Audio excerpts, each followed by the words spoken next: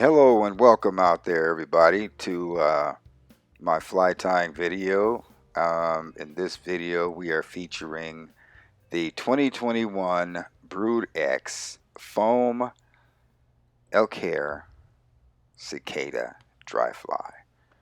I'll be tying that. Now, the way I tie them pretty tough and I tie them pretty tight because I do like fishing for bigger fish and I like fishing for mean fish, and they have a tendency to tear stuff up. So without further ado, let's get to tying here. So we're going to start with this 6/0 dark brown uni thread. I'm just going to tie in right here. Now the tie-in, that's pretty much the guts of the fly. That's the foundation of your fly. That's where, you know, everything gets secured really well. So in my opinion, it does not have to be beautiful. It has to be secure. Like I said, I tie for security reasons because I don't like losing a fly after one fish. So we're just going to take a snip in here after we tie that off, and going to introduce some foam here. So I have a brown foam and a tan foam. I generally take these, get a straight edge and a razor blade, and I'll cut off my widths in the little strips, and then I can just go ahead and tie them right in. So I have some pre-cut, so I'll just bring them right here. Now you want to have, I like to have my darker color on the bottom and my lighter on the top, and you just want to separate those two pieces of foam with the shank of that hook. So you want to try to keep that that wrap right back there in the rear of the shank of the hook, because that's where you want the end of the butt of the hook to be. So note this foam is going to spin on that hook. The only thing I could see that would possibly stop it from spinning is to glue it in and wait till the glue dries and go for it then. But it does spin every time, and I just twist it back into place. So you want to try to wrap the ends of that foam down, because you don't want to have to try to bring a knife in there or scissors to cut that. So I'm just going to check here, see if I'm lined up. Add a few more wraps. Now you just want to wrap out into where you're going to put your butt section. And I did not like the position of that butt section, so I'm going to move it back by just wrapping the foam down. So a few more wraps, check it again. Now, as I was saying, just want to wrap it out to the length of your butt section of your bug. So right now, I'm going to introduce some goose biots, and these get tied in next. I don't do a lot of trimming, especially when it comes to feathers and things like that, because feathers add buoyancy, and this is a pretty buoyant fly. It sits pretty high up on the water, so I like fishing it. It's highly visible due to the elk hair wing profile on there. So here I come 2 years later with the goose biots. That's what they look like if you're not familiar. And I'm using black, and these things can be tricky to tie in, so just give it your best. Now they do have kind of like a curve to them. You always want the pointy end curved, the pointy end pointed down towards the bottom of the fly. So keep it flat across the top of the hook, but you want to have that positioned on the hook where the tip of the biot is pointing down towards the bottom of the fly. So I just got that tied in. Looks pretty secure. Grabbing another biot. These things slip. You drop them. They're really small. You got big hands like me, then it's going to be from time to time. Difficult getting a hold of these things, but I've been doing it long enough.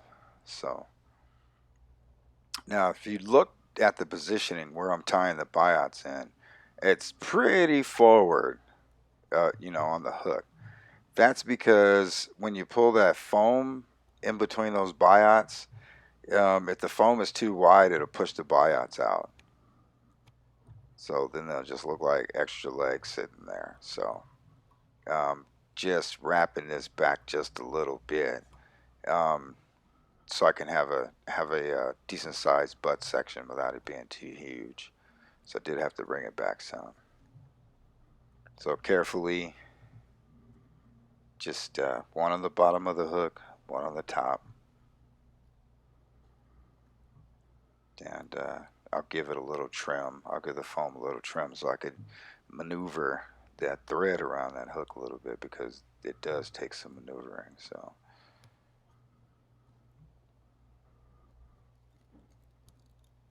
tying in, you can see the separation in the thread there. Just want to get them together, so I just reached in there and pushed them together. That's just a tie to secure the two pieces of foam there until I get everything lined up and everything set. So I have to adjust these biots a little bit. But, at the end of the tie, you go back in and make your adjustments as needed. So I am doing everything I can to make this easy. So I'm just going to go ahead and twist the head of this vise. Get me a few wraps in here so I can get this thing straightened out. Now I like to tie them really tight, and I like to put a heavy wrap on there. I don't think the fish really care too much about whether, how perfect the fly looks. So this is definitely not a quest to make you believe that we're going to tie a perfect looking fly in our eyes. It doesn't matter what we think it looks like. It only matters what the fish think it looks like. So right here, I'm splitting the foam. I'm taking the thread, bringing it in between the two, wrapping the front part of the shank of the hook, just tying in a little bit, trying to keep that foam in check. I'm going to present a grizzly hackle now. That's the grizzly hackle, and that's going to serve as our legs and some of the peach fuzz, I like to call it, that grows on the front end of the cicada thorax.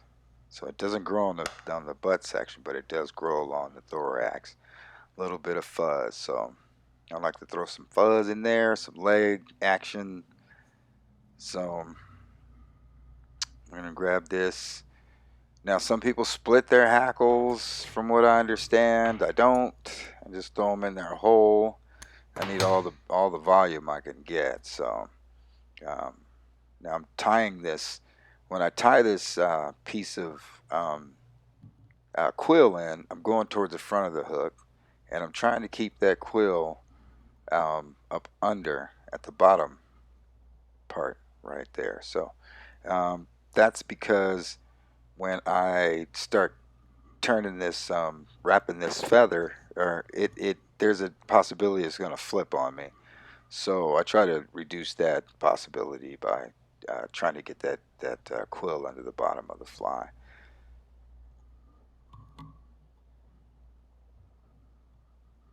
So I'm just going to wrap in towards the foam. Just some loose wraps, nothing special, nothing. It's not even cosmetic. It's more structural. So positioning. So here we are with the wrap in, and you see I left a little space in the front of the hook, right behind the eye, because that's where we're gonna tie. That's where we'll tie our elk hair in to form the wing profile and the head. So we use a heavy, super heavy wrap to form the head and create that little separation between the thorax and the head there. So just going to take a snip here. Now you want to take these hackle feathers and push on them, push down on them, position them where, because you don't need them. You're not going to need them on the top, and that piece of foam is going to smash them down anyway. So you want to just work this carefully, keeping as much of that hackle visible out of the side of the thorax as you can. So I just pull on it and get myself into position. Start the tie in. You can see that's terrible.